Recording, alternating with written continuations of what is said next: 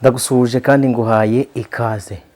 Njyewe nitwa Prince Robert, umuhungu w'Imana n'Abanyarwanda. Imana y'amahoro iguhe umugisha. Nje muri iki kiganiro. Ni ikiganiro nifuza ko ukurikira tugitangiye ugasuzanya natwe, kugira ngo ubuntu bw'Imana bube kuri wowe n'abawe n'umuryango wawe n'igihugu cyose uherereyemo. Reka dusenge Imana hanyuma twinjiye muri iki kiganiro. Urakiranuka, ubereye maso abagutegereje. Uri umwami mwiza, uri umurengezi w'abakwizera, gitare gisumbwa n'amahanga, Jehova Rafa, Uwiteka, umwami w'amahoro. Wahisemo kutwishurira mu buryo bwawe, uza wambaye akamero k'umuntu, wambara ishusho y'ubumana, uduha imbaraga z'umwuka wawe wera, ngo aho hose duhishurirwemo nawe kandi uhatuyoboreremo. Izina ryawe nirihabwe icyubahiro. Turagushimiye rero, tukweretse iki kiganiro ngiye gukora, ubane nanjye ngitangira, usozanye nanjye mu izina rya Yesu Kristo. Amen, amen, amen. Neretswe, nahishuriwe, narose. Babasobanuzi b'inzozi,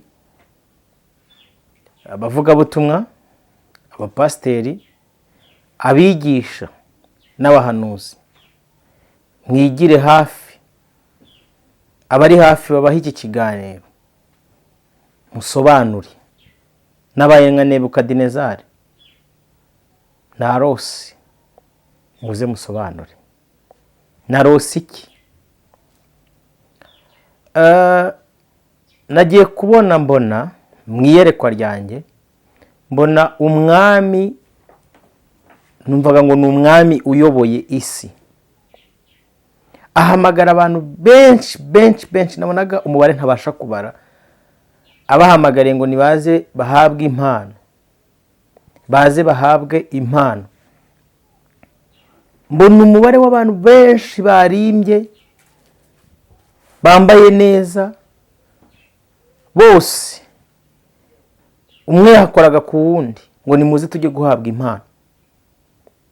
Baragenda, nabonaga ari ikibaya kinini kidanduye, kinini ariko kidanduye. Abantu umwe agahamagara undi. Urabona nk'ubu n'urugero bahamagaye abantu bakavuga ati muze tujye guhabwa impano, cyangwa hari umuntu uri gutanga ikintu runaka. Urabizi ko abantu bakunda ibintu by'ubuntu. Buri wese yakoraga ku wundi. Tugende. Nabonaga hari, reka mvuge ngo isi yose nabonaga yahururiye. Nuko ndangije ngezeyo mbona ba bantu koko bari kubaha impano. Nditegereza ndareba neza, mbona bari guhabwa impano. Harimo impano nyinshi zitandukanye. Icyo nabonye ni uko abantu basohokagamo harimo abantu batashye bafite impano z'umubabaro, harimo abandi bantu batashye bafite impano z'ibyishimo. Uti byagenze gute? Nabonye abantu, hari uwasohokaga bamuhaye impano ya laptop, computer. Nkabona undi asohokanye impano ya kamera. Hari nabonaga basohokana impano ya BYD ni zino modoka z'amashanyarazi zigezweho. Abantu basohokanye impano nyinshi zigiye zitandukanye. Hari abo nabonye bari bafite amashekiye, donc shekiye zino shekiye zanditseho. Abantu basohokana impano nyinshi zigiye zitandukanye.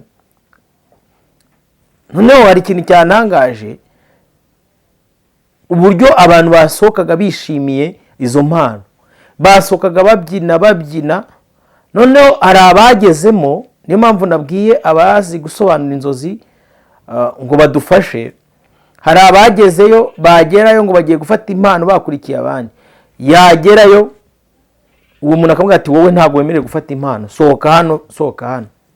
Nabonyemo umubare w'abantu bakeya, harimo n'abantu nzi basohowemo ngo ntabwo bemerewe gufata iyo mpano. Basohoka bari kurira, bababaye, bashavuye, ariko abandi babonye impano we. Hari abo nabonaga baherezaga igishushanyo. Urabona donc igishushanyo cy'inzu. Urabona kuno bashushanya inzu plan, akabatakira kandi iyo nzu ikajya kuba iri planifiye. Buri muntu wese umuntu wese bahaye impano muri icyo kibaya yasohokaga yishimye. Ngiye kubona mbona harimo abantu bagerwagaho ngo nje gufata impano. Uvuga ati sohoka hano, we ntabwo wemerewe impano. tikana base kuki bari guha bamwe impano abandi bakazibima byagenze gute bigenze gute ndagunya nditegereza mu iyerekwa ryanjye za mpano barasohoka abantu bose nabonaga ari ibintu kumwe umuntu ari abantu bajya bakora nko kuri video bakihutisha binyuranamo ariko nabonaga buri wese asohokana impano ye utwaye telefone utwaye inzu utwaye hari abonaga bafite za save the date donc hari ibintu byinshi cyane ku buryo hari ama gift isi yose buri muntu wese agenda agatora gift ba bantu bakuzwagaho cyangwa se bimwaga basohotse baragenda mbona haje umugabo ni umugabo tuziranye w'inshuti yanjye mbona ni umukiri mbona yicaye ahantu arangije wa muntu wese uri kuza arira wa muntu wese uri kuza afite ikibazo ko batamuhaye impano amushyira hari amuga ati ngwino hano arabarunda noneho nanjye ndavuga ariko ubundi ko abandi bari kujya gufata impano ngewe wagenda ngiye ngajya kureba impano bama ikintu kitangaje nageze imbere y'uwo muntu nabonaga yitwa ngo ni umwami kuko yari afite n'abagaragu bari gutanga impano uwo yahitagamo nyine ko muhereza impano abantu nabonaga amoko yose n'inganga amoko yose abantu utabasha kubara bari benshi ariko uburyo byakorwaga byihuta uwo mwanya ku buryo buri muntu wese hari n'abantu nabonye rwose tuziranye batahanye impano pe noneho ndavuga nanjye kanje gufata impano kuko murabizi ko nta muntu udakunda ibintu by'ubuntu rwose tugiye tuba clear nta muntu udakunda gift buri muntu wese akunda impano nabonye abapasteri babaha impano ibishushanyo mbonera amasheke mbona nabonye hano bi Kigali nzi bamwe bo muri ADPR Yesu we nabonyemo n'abapasteri bacu bano tujya twigwa tuvugaho bamwe noneho hari abazaga afite donc iyo bagwaga iki gift urumva amagift agenda rutanwa hari uwo bayahaga akasohoka ari kubyina yiterera mu bicu harimo amagift menshi agiye atandukanye nabonaga hari nabo baha ibijyanye n'ubutaka ni byinshi mbega muri rusange noneho nanjye ngenda nishe hata ahantu bari kugabana ni sawa kabisa reka ngende numvaga narifite inzozi donc kwa kundi ufite inzozi bati mana giye kugenda nanjye ni ntombora wenda ndaza gutombora ahantu donc wenda barama ikibazo nabonaga biweze ngatombora bikabibasobanura gutyo uko nabibonye ndangije bageze imbere bavuga ngo kuki watinze nicyo kibazo bambajije kuki watinze ndagani none si umurongo kubona ari urugamba natinze nawe urashaka gift ni ndayishaka ngwarewe nuko bambwiye uko ndi kubabwa ngwarewe ngo sohoka jyane n'abandi gift nyabaki nise ko abandi mwabahaye ngiye mwanyihereye ngo genda wowe ntago wemerewe ngo cyangwa ngo uri kubona dutanga ukagira ngo nta mariste dufite ngo dufite liste uburiya buri muntu wese ubona hano abantu ntago baje gufata gift uyu munsi bariyandikishije wowe rero waratinze wanga kuza kwiyandikisha mu bazafata gift twe dufite liste y'abantu bafata gift utagira ngo nugupfa gufata gift so ku mutima wanjye ubabaye abati bunumvaga nanjye bari ama gift sinigeze menya igihe biyandikishirije ndasohoka ngeze ubwo abantu bose batashye bo baye gift birutse bagiye nabonaga nabo bagenda ndangije ndongera ndasohoka nyigisohoka wa mugabo nababwiye tuziranye abaramfasha arambwira ati nawe genda ujye hariya ndabona mubabaye ko batabaye gift namwe nimuze mbaye gift ikintu cyambabaje cyanantangaje ndaje nyibabwire muri iri yerekwa akimara kudufata ngo duhe gift nabonye yaduhaye gift ebyiri yaduhereje gift yinuza urabona ano matara y'amatadowa ya kera sinzi niba muyazi bashyiragamo inuza peteroli bagahita bashyiramo inuza ni ikiringiti hejuru bakajya bacana gutya baguherezaga bakaguha itara rya peteroli bagahita baguhereza n'ikibiriti akavuga atakira ikibiriti nawe aracyuzemo imyambi myinshi ariko nimvuga imyambi myinshi bakaguhereza ngo akira nabonaga rero hari na pepinieri y'umurama kuno bakora pepinieri z'imirama ibintu nitegerejemo nabonyemo amashu mbonamo imboga, zino mboga z'imbwija, mbonamo imbuto. Niyo mpamvu navuze ngo abasobanuzi mwigire hafi mu nsobanurire, byanyobeye ariko ndavuga ati ndaza kuganiza bizera namwe musobanura inzozi musobanure. Hanyuma nabonaga ikindi, urabona zino buje ari buje nabonye zaje ubu ngubu, ni zira buje nayo uburyo bwazo nizizima. Iyo ataguhezaga iyo taduha nicyo kibiriti, nubona ari ikibiriti kinini kirimo imyambi myinshi itashira hari sinzi, akaguhereza agahita agenda agafata. Hari harimo umugabo umwe wundi w'inshuti yanjye witwa Manase, niwe nabonye wereka muvuga. Uwo mugabo bari kumwe bari gukorana, akajya avuga ngo Manase ugenda uzanira uyu nguyu, akakuzanira donc sinzi niba muzi zirangiye mwashyira muri pepiniere cya gihoho. Mu gihoho haba yagwaga igihoho, ariko igihoho kirimo imbuto nyinshi. Nabonaga aba yahaga ibihoho nka 2, abandi akabaha ibihoho by'ingemwe zigiye zitandukanye, ariko akaguhereza iyo nuza ari uwo yaherezaga buji, sinzi uko yabigenzaga, undi akamuhereza iryo tara. Hari n'undi nano matara yandi yabaga afitemo ikintu cy'ikirahure ukuntu bacaniramo, nabwo yaguherezaga icyo ashaka arakubwira. Noneho ikintu cyanangaje ni ukuntu abantu bose nawe yabahaye kuri izo gift, nawe abaga ati namwe nimuze mbihere gift zanjye. Abantu bamwe bagiye bijujuta, ngo abandi ngo bacyuye ngo inuza ngo amamodoka, ngo abandi ngo none twebwe dore ngo ducyuye ngo ibi bintu by'imbuto ngo n'ibi by'amatara. Okay, ndagenda. Noneho ndi kugenda numva hahandi twajyaga gufata amagift batwirukanye, numva bari kugambana kwa kundi uburi kumva. Bana kumwe yavuze ngo ufite ugutwi, numvishaga ugutwi ariko atari ukunguku k'umubiri, numvaga amajwi bari kuganirira aho ngaho bari, ariko kuzaga penetra hehe mu gutwi kwanya, numva bari kugambana. Aho ati niba mwasoje kugira mugende mukore kuki ku nsinga, mugende mukore ku nsinga muzihuze kwa kundi bahuza insinga. Sinzi abakanishi murabyumva, hari ukuntu abantu bakora insinga yazikoze ukabona umuriro ugize gute uratsi.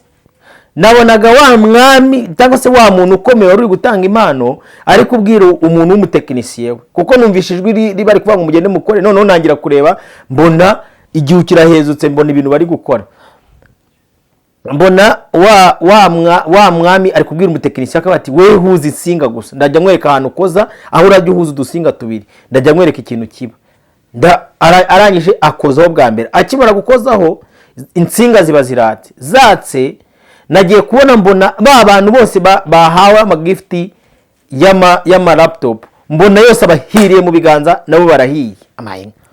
Arongera arimuka ajya mu kindi cyumba agikozaho abantu bahaye za modoka z'amashanyarazi, kuko nizo nabonaga nyinshi zuzuyemo za modoka, mbona aho zari zigeze umuntu wese imodoka zirahiye. Ndabaga ni karabaye. Abantu bose bya byishimo nabonaga bari bafite bari kugendera mu kirere byabaye amarira, biburusobe, bibi bibazo. Barangije batinza bigiye kutwica, baza noneho kuza kureba ba bantu bitwariye inuza ya matara, kuko nabonaga ibintu byacuza umwijima, donc hacuza n'ingwango icura burindi kubera ibyo kintu. Yagendaga agakozaho ku rusinga, akimara gukozaho ibintu bigaye, agakoza ku rusinga, akimara gukoza ibintu abafite za kamera. Donc umuntu wese wafashe mbona za gift nyinshi zose zirahiye. Sigarana ikibazo kiba se aba bantu ko batashye bishimye, natwe tugataha dufite ya tarari risanzwe nizi mbuto. Ariko wa muntu wari kumwe na Manase, wa mugabo w'umukire wari kumwe na Manase, ni n'umuvuga butumwa waduhaye izo gift. Hari akandi kanuza yari yaduhaye niba nakita etikete, ni etikete kari kanditseho uko izi mbuto n'aya matara akoreshwa. Buri muntu wese yagendaga amuha ako ka etikete ku buryo ataza kuyoba nuko arahinga. Kuko nagiye kubona mbona abantu hashize, urumva umuntu uri muri yerekwa abona ibintu byinshi cyane, byinshi ntababara ngo ni iminsi ngahe. Gusa icyo nabonye nuko nabonye abantu b'amashu, nabonaga amashu barahinze atangiye kwera, buri muntu wese usanze mu murima. Kukirishu ari rinini ari ryiza rikomeye, avuga ati urere ukuntu twariteye twakurikije izi etikete. Mbona ba bantu noneho abantu bamwe bafashe impano bishimye, bari bari kwishima hejuru kuri bandi birukanywe, batangira kuza kubagana hagati, mwaduhaye ku mboga, mwaduhaye kuki. Ariko hari ikintu nabonyemo kindi cyanangaje. Hari umudamu umwe nabonye yagiye ya etikete ayita nzira, arayita, none ageze agiye guhinga arahinga, nabonaga yarahinze zino mboga niba ari imbwija, hanyuma azihinze zirakura, zigezemo hagati zirakokoka, niba ari udusimba twaziriye, nabonaga agati gahagaze gutya konyine k'imboga, ahagaze mu murima nawe munini we yahinze zarakokotse. Ndamubaza nise wowe byagenze gute ko ndeba abandi bahinze imbuto zabo zikaba zimeze neza, abahinze amapera, abahinze amaronji bikaba bimeze neza, abahinze amashu, abahinze imboga bikaba bimeze neza, wowe byagenze gute? Arambwira ati nataye etikete yanjye, ati none nawe ukuntu babihinga sinzi ukuntu nzabigenza. Ndongera afata kuri imbuto ngiye bari bamaye, nabonaga bamaye imboga donc ziri muri icyo gihoho, bamaye n'iki n'amashu. Niyo mpamvu nagumye kuvuga iby'amashu. Fata kuri za mboga zanjye ndamuhereza, maze kumuhereza ndavuga ni nawe ngaho genda ujye guhinga. Ariko arambwira ati ubundi ndahinga gute nta etikete mfite? Ko etikete nayitaye. Nubwo rero inzara izakwica, ni kuko ndi kubona abantu benshi bagiye kwicwa n'inzara bitewe n'iki, nuko batagize gute, batahinze. Ariko ba bantu wa mugabo yakozaga ku rutsinga ebyiri zihuza bigashya, umuntu wabaga ufite ikintu kiri electronique we cyanangaje. Niba ari iPhone bari bamuhaye, yaturikiraga mu ntoki igaturikana nawe. Niba ari imodoka yashyaga igashyana nawe. Niba ari inzu yashyaga igashyana n'umuryango we. Donc nabonaga ari ibintu bibi bya byishimo, mbega bazifatanya amagift, byasoje ari umubabaro, ari agahinda kenshi, ari ishavu. Donc muri rusange kugira ngo ubone abantu bake nibura barokotse muri ba bantu bagiye gufata gift, ni bakeya n'abarokotse nabo wabonaga nta buzima basigaranye, kuko donc ibyo bari bahawe nabonaga byarangiye muri rusange. Iyerekwa ryanjye risoreza aho ngaho. Rero abazi guhishura amayerekwa n'abazi kumenya ibyo kurotora inzozi, mudufashe muhishurire abantu b'Imana. Ni iryo yerekwa nagize, niyo mpamvu nari mbabwiye ni mutangire iki kiganiro munagisoze. Imana ibamugisha. Reka mbashimire. Ubwo muri comment mushobora kutwandikira comment icyo bisobanura, ntabwo nigeze menya iso bisobanura abayingani mu Kadinezari. Ubwo rero wa Daniel muri mwe mudufashe. Shalom, Imana ibamugisha. Reka dusenge Imana dusoze ikiganiro cyacu. Uri Imana ikiranuka, uri Imana ihambaye, uri Imana y'urukundo rwishi. Ukomeze wishurira abantu bawe kandi ubamenyesha iby'ubwiru bwawe. Urakoze kubanye natwe kandi ukomeje kuturinda mu izina rya Yesu Kristo. Amen.